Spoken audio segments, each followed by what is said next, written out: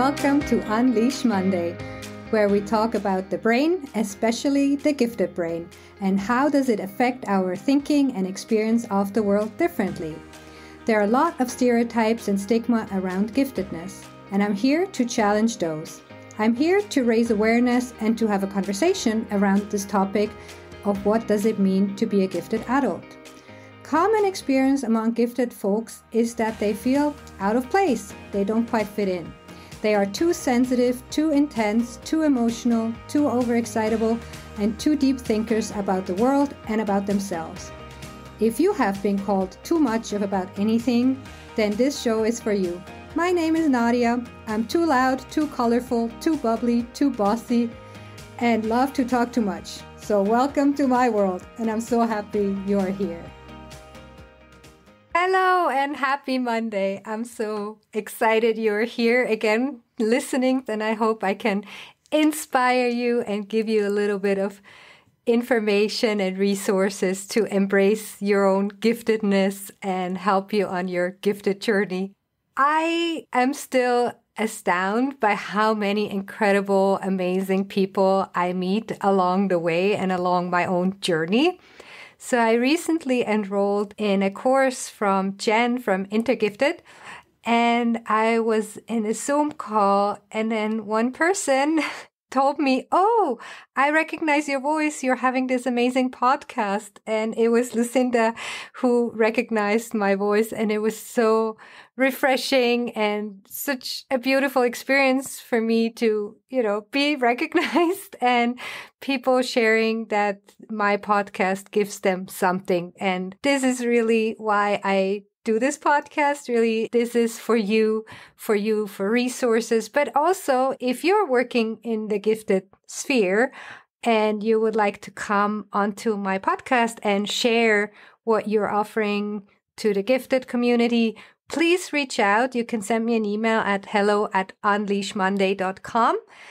And if you're a gifted person that has a story and would like to share, please reach out too, because I really feel there's a power of sharing all these variety of gifted story, because it helps other people to connect and embrace it themselves. So don't be shy. Please reach out and come onto the podcast.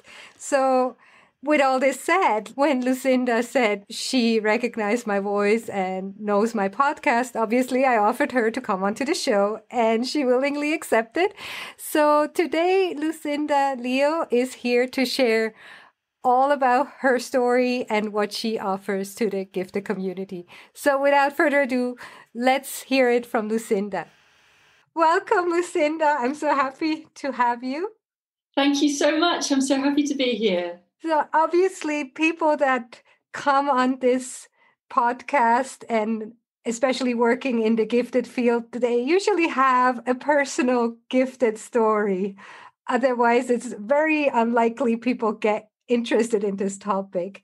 So before we jump into what are you doing today and what you're offering to the gifted community, would you like to share your own gifted story? Thank you. I would love to share it. I'll try and keep it quite brief. I've heard you talking with other people, and I really love hearing their stories. So I will share bits that I think people might resonate with. So from when I was a little girl, I knew I was quite different from other children. So I would always seem to daydream and worry about things that other children didn't think about. One memory I have is of when I was about 6, I went on a kind of a school trip to a country fair, and me and my friends all entered a raffle for a pony. And everyone else just went about and enjoyed the fair. But as the day went on, I just started thinking more and more about how we were going to look after this pony if I won. Where was it going to live? We didn't have enough bedrooms for a pony. How could we afford to feed it? I didn't know how to ride. And I made myself so worked up with worry that they took me to the ambulance tent where I had to say that I had a headache because I was so embarrassed because I knew it was really weird. Anyway, luckily I didn't win the pony, so no worries there. That's just one example of the things that I used to worry about. And I loved books, and would be one of those kids who would like stuff books down my trousers when I was going on walks with my mum or going on shopping trips. And there was this one time when I was supposed to be going to sleep. It was after my light was supposed to be turned off. And my mum came up the stairs and said she could smell smoke. And what I had done is I had put my dressing gown over my light so that she wouldn't see the light from under the door. And I was so engrossed in my book that there was this hole. Yeah. So that's kind of an example of the kind of kid I was. And, there was no internet in those days. So growing up, the library was my spiritual home. And I used to read books about everything, pinhole cameras, the I Ching, dream interpretation, how to hypnotize people. I used to hypnotize my little brother and sister. But then, I didn't follow any of those interests because I was a very good girl. My sort of early upbringing had made me quite compliant. So I followed the well-meaning adults' advice in my life and went to do a sensible degree, law, which I did at Oxford University. And when I got there, I just found that everybody else was just better at being an adult than me. They just didn't, either they didn't seem to have all these strange, weird and wonderful, quirky thoughts that I did, or what I actually thought was they did, but they were so much better at not coming out with it, that they had this character quality that allowed them to keep themselves in check and to be sensible. Adulting. Yeah, exactly. Yeah. And, it's just extraordinary looking back how everyone just thinks that they're having the same experience as everyone else and that other people are just doing it better. It's just, I'm jumping ahead a bit here, but it's just so wonderful to be set free from that and realizing that, we're unique. But anyway, I'll sort of skip forward in my story. I mentioned this to you when we spoke recently, didn't I, about how I thought, well, let's do something worthy with my law degree. And so I went and I did an internship at a family law practice. Only I sat there hearing these stories and they were just so sad. And I was just so upset. And the lawyer who was there, she was just able to just be really calm and do a really great job of supporting these people legally. But it was just too heartrending for me. And I thought, oh God, I can't do anything like that. So I ended up becoming a corporate lawyer, which was such a bad match for me. But I kind of somehow stumbled through my 20s just by, living in new age bookshops and wine bars, really. But the result was that I ended up, by my early 30s, I had a baby and I had no support network because I had become so good at toning myself down and presenting this version of myself to the world that I thought everybody wanted. And so, I was in my early 30s. I had this intense baby and I had no support network because all the other mums seemed to have effortlessly got their babies into routines. They were sleeping through the night within, 6 weeks. Whereas I was almost always on the verge of a meltdown. My child would not get into a routine. And when I tried to reach out to any of the friends that I'd met from the mummy and baby groups, they would just back off from my intensity and steer the conversation back to whether mummy and baby yoga classes were going to help them get into their pre-pregnancy genes, and those sorts of important things. Sorry, I should have did it, but. And that was really hard. And then the strange decision, my ex-husband and I decided to move to this pretty place, this pretty county just outside London, but within my husband's commute, where, everyone was just very, very conventional. There were no kindred spirits there. And so by this time I had 2 intense children and they started the school and I would go to play dates and all the other mums would be able to sit around drinking cups of tea while their children played nicely. And my children would be climbing the walls, fighting with each other, fighting with the other kids. They were just intense and full on. I just was like, what is wrong with us as a family? But one of the good things about having children was that I was able to leave the law. And I trained as a hypnotherapist, which is, if you remember what I used to enjoy doing when I was a kid, they always say that you should do that. And I started to find some kindred spirits. And I also started to find some clues about why I was different. So I discovered introversion. And I realized that life can be difficult for introverts in an extrovert-centric world. And that was helpful. And then I read about Elaine Aron's highly sensitive people.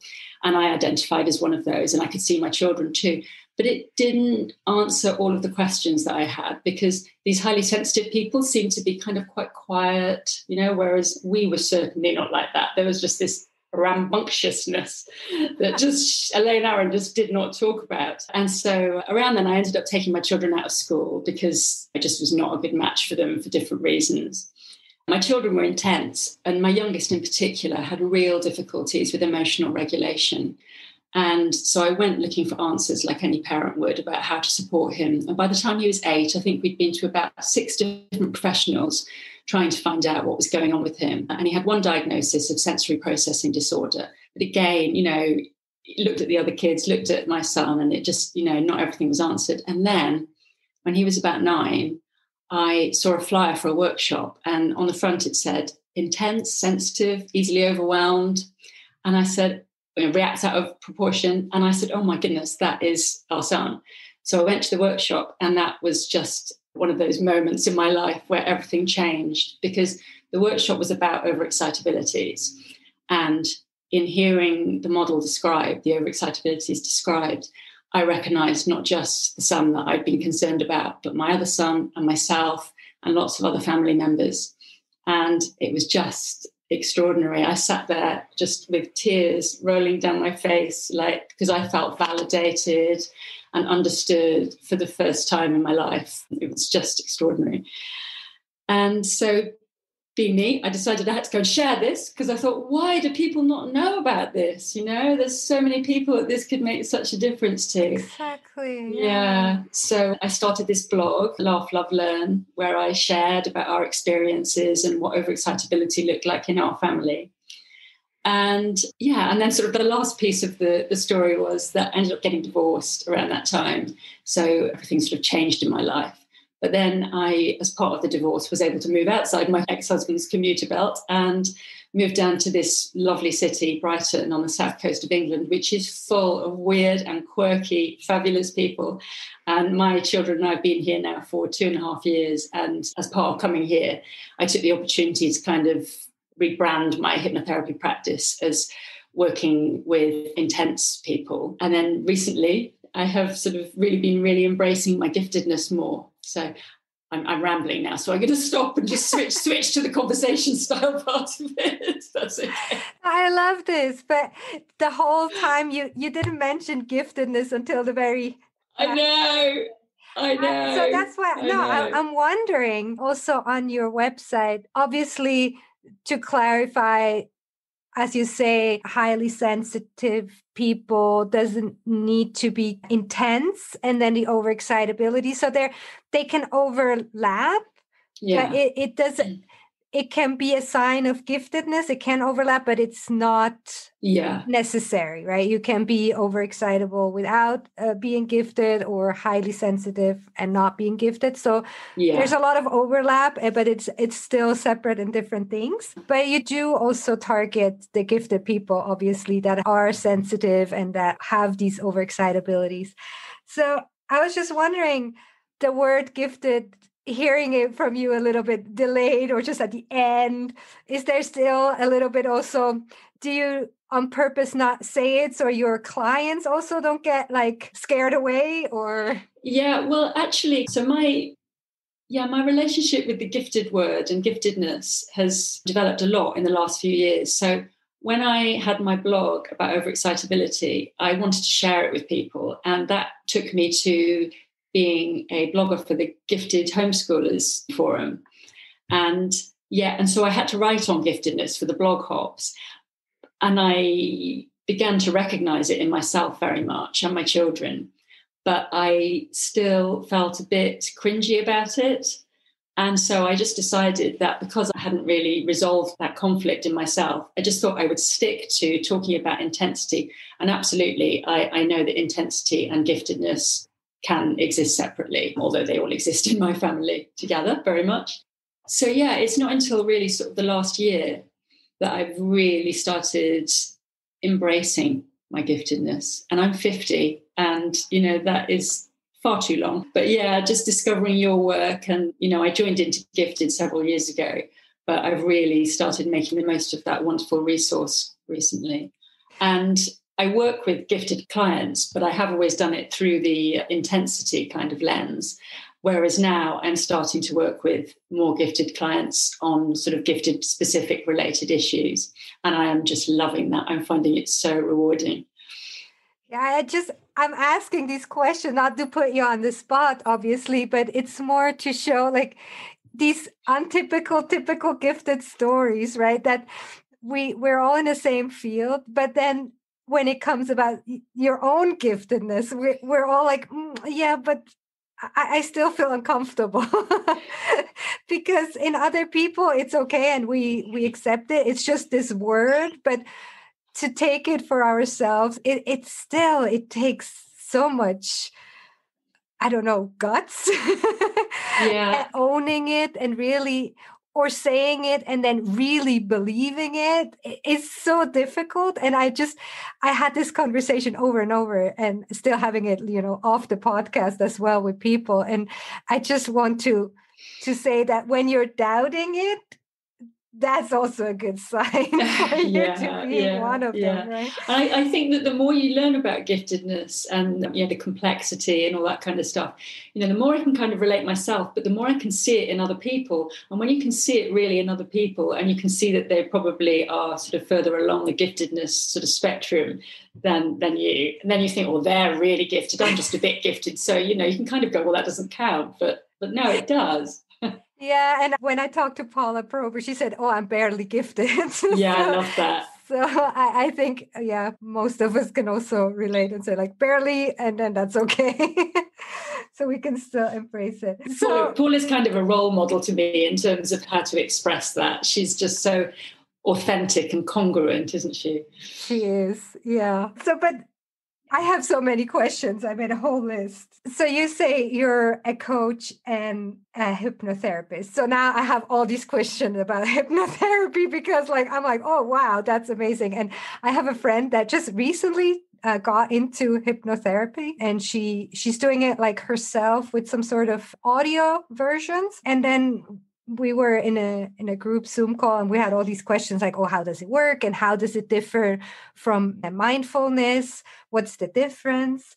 And also, can you do this or offer over Zoom, or do you really do this in a private session? Like, can you talk a little bit about hypnotherapy in general? To. My second favorite subject after giftedness. And then we talk how they come together. Yeah, absolutely. Yeah. So, the answer is yes. I do work on Zoom very successfully, which is great because it means I can work with people all over the world, and I do. And the model that I have is not what people see on the movies, which is, okay, so you have this issue, I'm going to read this script and put you under. It's not like that at all. The way I look at it is that when we are doing things that are not what we'd like to do, so when we're kind of doing the problem behaviors that people come to me to change. So bad habits. Yeah, bad habits, for instance, then that is the times when they are in a trance. So they don't have full control because some part of them, somewhere along the way, like usually when we're a child, kind of made a processing error and decided that in this situation, this is the best response. This is how we have to behave. And so as we grow up, those neural pathways get reinforced, and we reach a point in adulthood where we're still doing these things and they're really not helpful, but we don't know how to change them because it's all happening below our conscious awareness. So I see my job as being to kind of shine the torch, the light of conscious awareness on what's happening, and start to build new neural pathways. And it's amazing how quickly that can happen just by looking at things differently within the therapeutic setting. And I see clients for usually between about 4 and 6 sessions. So it's very solution-focused therapy, but it works really, really well and better with gifted and clients who have overexcitability. So, for instance, people who have great imaginations will really enter into the stuff really well. And they say that rather than, instead of being weak-willed, people who are easily hypnotizable are actually usually of above average intelligence and creativity. And I absolutely resonate with that. My favorite clients, just really will go into it. So you put them in a kind of a trance state. So you talk to their subconscious, or?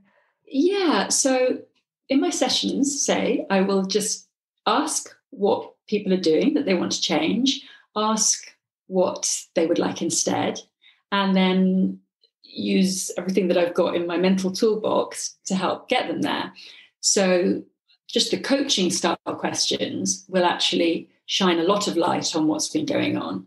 And then we will often use intervention, terrible word, but, a kind of a process that allows them, and always has to come from the individual. So me deciding that you're anxious, therefore this is what you need, and you want to be calm and peaceful instead, that is absolutely not going to work. Well, it might work in some cases, but your way of doing anxiety might mean that your solution is something completely different. And so I need to find out what that is. And so we will it's a very light trance, but the kind of trance that you might be in when you're driving somewhere and you kind of like are busy in your head, and then you arrive at your destination and you think, oh, how did I get here? Or like when you are watching a movie and you didn't realize that you were sitting on your arm, and you realize afterwards that it's numb. You hadn't noticed that because you were in a movie trance. So it's like that. It's not like, there's no not remembering, there's no going deeply under, although some clients like that, they find it really relaxing, and I'm very happy to do that. So yeah, we do that work in a session, and then what I tend to do is afterwards I will make a recording, and we call it word weaving, where I take all of the things that the client has told me about what they want instead, and I weave it all together into like a 10-minute recording, and I get them to listen to it every day for about 3 weeks, and then as and when they need it. And it helps. It's kind of the glue that sticks what we do in place. Oh, this sounds amazing. I'm going to reach out to you after this for some sessions. That sounds amazing.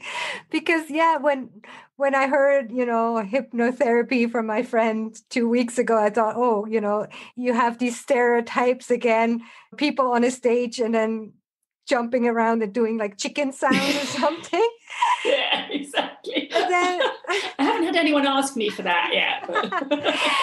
But it's very trendy currently to do all these mindfulness. And I think especially for the giftedness, mindfulness and meditation can really be powerful to calm the mind. Yeah, absolutely. And I suggest it as homework for lots of my clients to do those sorts of practices. So that's a different step, a different layer on the whole mental health. Oh, I love this. So how you already said this works very well with gifted and overexcitable people. So how does then gifted specific topics come in? Can you make an example, like what your clients come for? And so the listener can get a little bit of a grasp of like what's going on. Okay, let me think. So I find that I realized looking back, even before I started sort of kind of marketing myself for gifted clients, looking back, and I'm doing a course with Enter Gifted at the moment that's helping me to really see this, which is most of my clients have all been gifted to some degree or other, just because we kind of find each other somehow. We give off these subtle signals, don't we? And so I tend to find that gifted people are more likely to come with things like obsessive compulsive issues or even phobias. So, for instance, a simple phobia, I was working with someone recently who had a metaphobia, the fear of vomiting.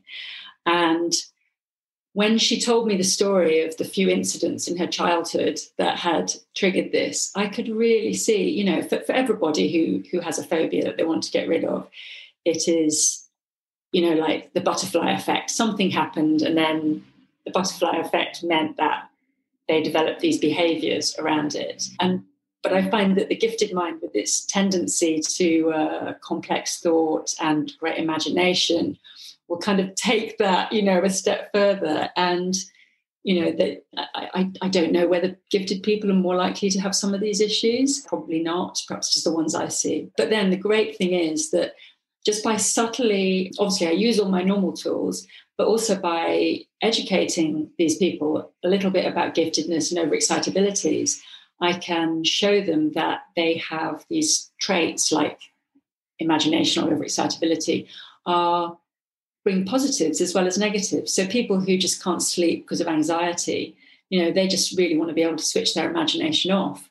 And people just, it astonishes me, because we aren't taught, we're not taught these important things in schools, that you can actually choose what you engage your mind in to a degree, and you can start to train your mind to use the imagination in positive ways. So that's one. Yeah, so basically the mind is, if it's like your raw gift of imagination, right? And you can actually train it and focus and channel it then it's Yeah, really going to become a superpower in a sense. Absolutely. And thinking about someone else I'm working with for obsessive compulsive kind of behaviors at the moment, I could see that she clearly has a lot of intellectual intensity, intellectual overexcitability. And I can see that her intellectual needs are really not being met at the moment. And she really, when I asked her if she might be gifted, she said, oh, no. My brother's really gifted and my mom is really gifted, but I'm not. I didn't do that well. I left university because I had breakdown because of anxiety. And the typical gifted story again, right? Yeah, exactly. And so, just that little piece of saying to her, we're doing a lot of things to help her with the obsessive thoughts, but one of them is giving her brain something to get into. She's been in lockdown, she's working, she's got a peaceful life, but she's started to realize that her brain just needs more to engage it. So that's kind of one of the pieces that I offer to people, is that self-understanding. And I just had, I think, a self-realization just talking to you, because I had quite a traumatic experience a couple of years ago where I was kind of like squished in a big mass of people. And then I started having claustrophobia, but not in like elevators, but funnily in airplanes where I knew, and then my brain goes in overdrive, like, oh my God, I'm stuck in this can for 11 hours. Or you go into a movie theater and you're like, where are the exits? You like start overthinking all the scenarios. Where I think, as you say, like with the pony, like, I'm like, oh, and then it's like these dramatic scenarios that pop into my mind. And then, so yeah. And another one that comes to mind is gifted people tend to be, they really engage with the work that we do. For instance, I often encourage people to work with the different parts of them. So we tend to think of our minds as being this one consciousness, but actually we have so many different parts and so many different voices inside us. And I've worked with people, gifted people, who have been told that's a bad thing by previous mental health professionals and been made to feel like, they have to kind of shut all those parts away. Whereas actually, in my experience, getting a resolution to things that have been causing trouble in life is just giving all those parts a voice, because those parts have usually grown up to solve a problem and they really think that this is the only way of solving the problem. And we have something called the therapeutic paradox, which is that you tend to get what you're afraid of. So for instance, say a person is really afraid of being alone, and they can come across as really needy and clingy and drive people away. So that's this paradox in action. So the more we kind of try to push away these parts, and I think approaches like cognitive behavioral therapy sometimes do this, kind of push those parts away and really try to focus on the functional part. But in my experience, you really need to hear those voices. You need to hear what those parts that want you to survive, that think what they're doing is helping you to survive. You need to hear them and give them a voice. And I love the way gifted people do this, because they really engage with it in a really imaginative and fulfilling to them way. So I don't know, probably the traditional therapist might say, oh, if you have different voices, that sounds very schizophrenic in a way. Exactly. I'll give you an example, because I'm looking at your beautifully ordered closet. So I tried to do Marie Kondo. Well, I tried to do forgive me if I'm using the wrong terminology here. You can maybe teach me the right terminology. But I did it first 4 years ago and ended up getting divorced. And then I thought I'd do it again. And my mum said to me, no, you might get rid of the rest of us. But anyway, so I started doing it again in January, because I thought, I've got to come out of this lockdown with a slightly tidier house. And I realized that I had a lot of kind of, quote, self-sabotaging thoughts and behaviors that were stopping me doing it. So what I did was I just got a document on my computer, and I asked all the parts of me that had any concerns about doing this to speak to me. And I gave them each a different font color. And you know what? I did it in a month. I completed doing the process on my house. And that was through letting these parts that were worried that I was there was parts that were we're worried that you're just going to get really obsessed with this and forget to eat. So I made a deal with that part. I said, can you maybe remind me to take breaks and stuff? And then I did. I'd find myself at 2:00 in the afternoon, not having eaten. Oh, yes. Thank you, that part. Oh, this sounds amazing. I hope it's okay if I incorporate it in my teaching of the Marie Kondo method. Yeah, I would love to chat about it with you sometime. Yeah. Oh, so another question that came into my mind, obviously talking to you about, you being a coach, a hypnotherapist, working with the gifted and the highly sensitive and overexcitabilities and all of this. But in your bio saying, oh, I went and did like a sensible degree. I studied law at Oxford University, very prestigious. And so I'm a scientist by training. And I also feel like in the past, I love scientific data. And if there's a theory, there needs to be some scientific evidence that this is supported. And then I got into this gifted field in this, the conversations and the topic. And first I was like, this sounds a little bit esoteric. And it sounds a little bit, I don't want to say witchcraft, but it sounded a little bit weird because I haven't heard it before. And it was kind of like out of the box thinking. And I think we have very similarities in our CV kind of. And also other people that I talk to, not just lawyers, but scientists and other people from very serious fields. And they get into this topic mostly because they have gifted children. And then we're like, oh, I need to share this information with the world. Has that happened to you? Were you also a little bit hesitant in the beginning? And how do your friends from Oxford react when you tell them you're a hypnotherapist? Do you even tell them? Well, that is one of the best things about getting older, is that confidence. 50 has been a complete tipping point for me. It's like I've got to the point where I've been like, I am me, and all the knowledge about giftedness and intensity has helped. So now I fully own it. But I agree with you. It's been a journey. And I think probably I've always been more into the weird stuff than you, by the sound of it. When I was a kid, I was always into reading about, these kind of like I Ching and all these kind of metaphysical topics. And I used to, when I worked as a corporate lawyer, I used to go home and do chakra cleansing, opening meditations. And I would never have told my law friends, maybe occasionally one, and they would like have a chuckle at how silly I was. Or when I was 15, my family used to come in and see me meditating and like snort with laughter and quickly shut the door. And so I always thought that side of me, that kind of interest in non-material things, totally detracted from my intelligence. There was my intelligence, and then there was my interest in this non-physical kind of realm. And that carried on for a really long time. And it wasn't really until I got involved with Intergifted a few years ago that I began to realize that openness and that spiritual giftedness was a thing. I don't know if it's called spiritual giftedness, but I really like that model, because it's always seemed to me like, how can very, very materialist scientists, atheists, be so sure that nothing exists beyond what we currently happen to know?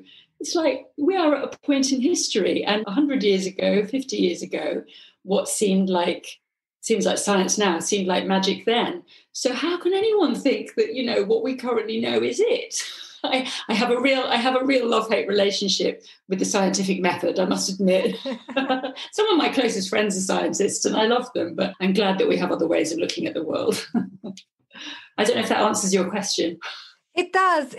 And also that there's more to things, obviously, that we can measure, but also I think a lot of the gifted research and the neuroscience, like there is a difference. And funnily enough, that the more you talk to people, like if it's just two people, we might have the same experience, but then you read other people's stories and people coming on my podcast, and everybody seems to have the same experience over and over again. And so there must be something to it. And so it's interesting. And I'm still like, for me, the whole field is still a little bit murky. That's why I'm doing the podcast. I'm like, I have no idea about this topic. I need to get more clarity. And the more I learn, the more I do get some sense, but the more questions open up, and which is great. So I have more people to come on the show.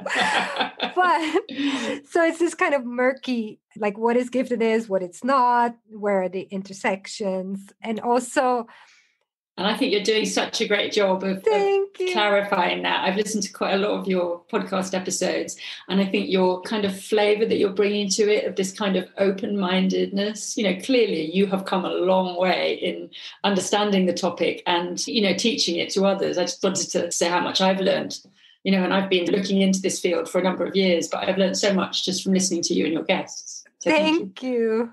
Thank you. But then, the prejudice is there, and you say giftedness, especially in the English speaking world, the word giftedness, and then, everybody has gifts. So, but what do you say to people that are skeptical when they come to you, be it of like hypnotherapy, or if they come to you and you mention the word giftedness?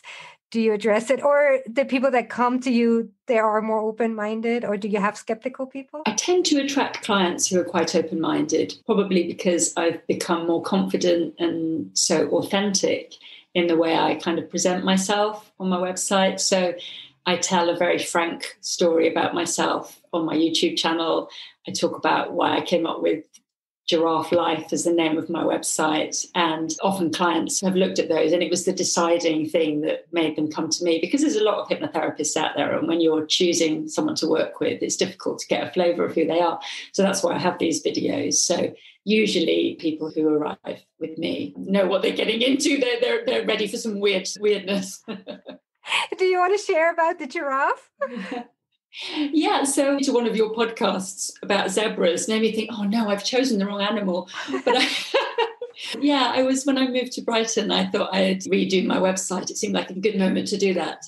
And I was chatting with somebody about what I could call myself. And he said, who are you looking to attract? And I said, well, people who are a bit different, but who are intense. And he said, well, that all sounds great, but that's a bit long for a website title. So how about Giraffe Life? And the thing is, giraffes, when they're born, they're really vulnerable, they're really helpless. But when they grow to their full height, they can put a lion in its place. And I really like that. And in fact, around the time that my friend kind of gave me that metaphor, I had fallen into a friendship because I was new in town. I'd fallen into a friendship with somebody who I kind of had realized was a bit toxic. I was giving a lot more in the relationship than she was. And just hearing that metaphor about a giraffe finding its power, I was able to just effortlessly let go of that relationship with no drama. She didn't even notice. She was so self-obsessed. So that kind of worked for me. And then I also like that it's Marshall Rosenberg's. Have you heard of nonviolent communication? So it's a really wonderful kind of technology of communication. And he has jackal speak, which is kind of the way a lot of the world speaks, and giraffe talk.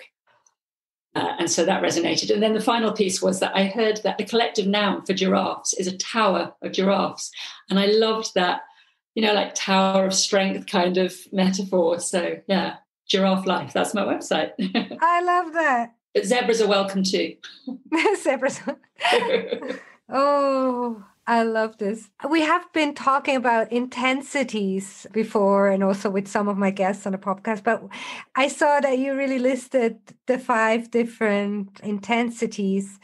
Do you want to share a little bit so maybe some listeners can relate? Yeah, sure. And in fact, I made a questionnaire, a very non-scientific questionnaire. As I mentioned, Paula Prover is one of my heroines. So I just did this kind of fun questionnaire of 50 questions that people can fill out on my website, and they can kind of find their intensity profile. So yeah, I strongly resonate with having emotional intensity, very high empathy. When I was a kid, I used to get really upset by news stories. And in fact, this came up recently with my son. So I have a son with a very different intensity profile from me. He has very high intellectual intensity. I have very high emotional intensity. But he's also autistic and has some sensory issues. So we were deciding a movie to watch, and I tried to find common ground. So I said, well, I can watch The Usual Suspects, but I don't think I can watch Reservoir Dogs with you because it's too violent. And he went, well, the violence is part of the movie. I said, oh, yes, Jess, I really get that. I really understand that. But what you can understand is, how you get bothered by those pictures in the cafe, which kind of affect him. I said, for me, the violence in a film, it just directly goes to my nervous system and causes me distress in the same way that does for you. So I've just given an extremely detailed example rather than kind of a broad brush about the intensities. Yeah, I think like the intensity models, having the emotional, intellectual, psychomotor, imagination, and sensual overexcitabilities is really helping to see that there are different aspects to intensities and people can have different intensity profiles. Yeah. So I find myself, again, with my son, because my mum always, when I was growing up, would always be, why are you so sensitive? Why are you so intense? You know, you're so dramatic. Because she was really wanting me to be happy. And I find myself thinking sometimes about my son, why do you have to argue about everything? But I make sure that I only think it because I know that is just the same. He can't help arguing about everything. That's his intellectual overexcitability. Yeah. So you work with private clients and also with corporations. Yeah, I'm not doing so much of that since I moved to Brighton. I was very passionate before about sharing this model with parents. But I'm pleased to say that I think the world is catching up a little bit, or perhaps it's just my experience. So I used to give talks to parents groups, particularly about intensity and explaining why the kind of conventional punishment and rewards that was all the rage 5 years ago just doesn't work with these kids, because when you are emotionally triggered, as you are often in today's busy world, when you've got overexcitabilities, you're not in a position to respond to punishments or rewards. And I've got one child who just has never, ever, ever responded in those ways. So he's been my teacher. And so, whatever I do is always motivated by just where can I make the most difference? And so, I would go and talk to people about an alternate model, getting them to understand that. And that was really rewarding. And I would like to do more of that in the future. So where can people find you if they want to get in contact with you and work with you? So my website is Giraffe Life. And I have a YouTube channel with some videos about intensities and a bit more about my story. You can find me Lucinda Leo on there. And I also have a blog that I kept for a number of years about life in an overexcitable family. And that's got a lot of stories about what intensity looks like in all of us. And that is laughlovelearn.co.uk. Oh, thank you. And we will post all the links in the show notes so people can just click on it and find you. And so for last words, is there anything you would like to share that we haven't covered?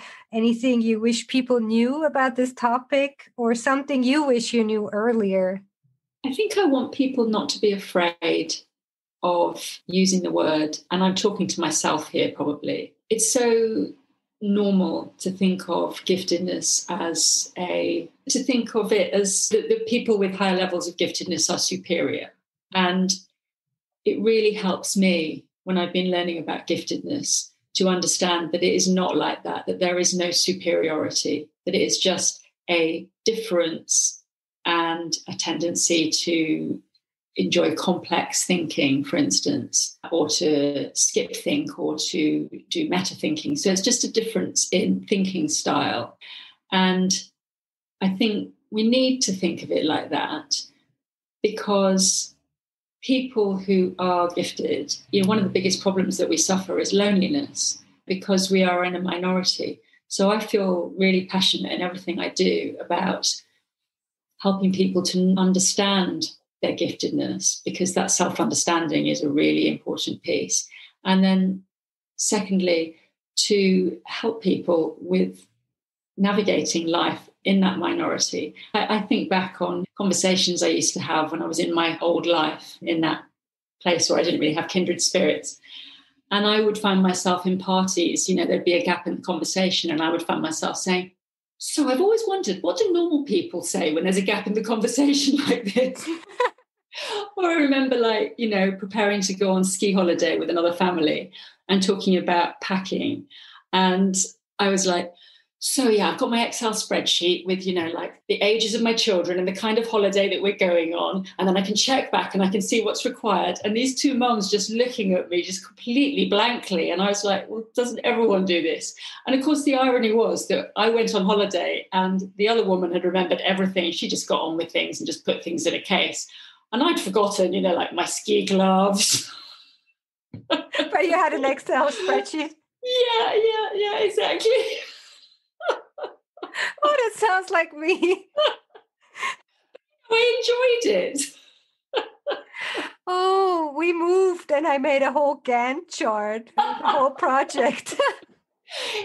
It's one of the things I've loved, though, about learning about giftedness is that, the love of complexity, because it's really allowed me to own that part of myself, and to get that it's okay to, like, one of the things I love about Paula's work is the way she gives you permission to go and explore all these multi-potential routes, and I think one of the exercises in her book was to make a list of careers that you'd like to do that you might never do. And I've got such a long list of those. And the kind of like the permission to think about things, because it's a need, to fulfill that need for complexity. I love that. I love that as last words, to have permission to just be you and be quirky and try out all the things and use spreadsheets whenever you want. Let's give ourselves that permission, shall we? Yeah. So thank you so much, Lucinda. It has been a pleasure talking to you. Thank you so much for having me. I've really enjoyed it. Thanks, Nadia. Bye. Bye. I hope you loved this episode as much as I did. And I hope you got something out of it and you got to embrace your own giftedness, or you recognize somebody that you know and can recommend this show. If you do love it, and if you did get something out of it, I would love if you could give this podcast a review. So if you're on Apple Podcast and listening to this show, but wherever you listen to, you can give a review. You can give a star rating. So I hope you give me 5 stars. And then you can scroll all the way down and you can actually leave a written review. So what does that do? That actually helps the algorithm. And the more people that like the show, that subscribe to the show, that rate the show and leave a written review, the more the algorithm will show it to other people. And if we hit the top 100 in the category that this podcast is published, then Apple Podcasts will recommend it to other listeners. So that's basically creating more awareness and really helping spreading the word of this topic of giftedness and feeling too much, overexcitabilities, high sensitivity, and also twice exceptional adults. So if you got something out from this podcast, please, please, please subscribe, like, and share. So that's really how you at this moment can support this podcast the best. And if you want to connect, you can find me on Instagram at unleash.monday. I'm also on Facebook, Twitter, LinkedIn, and you can also reach out directly on my website and get in contact. I'm a little bit slow in responding currently, but I do read all the messages and all the emails, but it takes sometimes a little bit for me to respond. So please have patience, but I'm really, really happy every time I hear from my listeners. So thank you so much. And I see you in 2 weeks. Bye.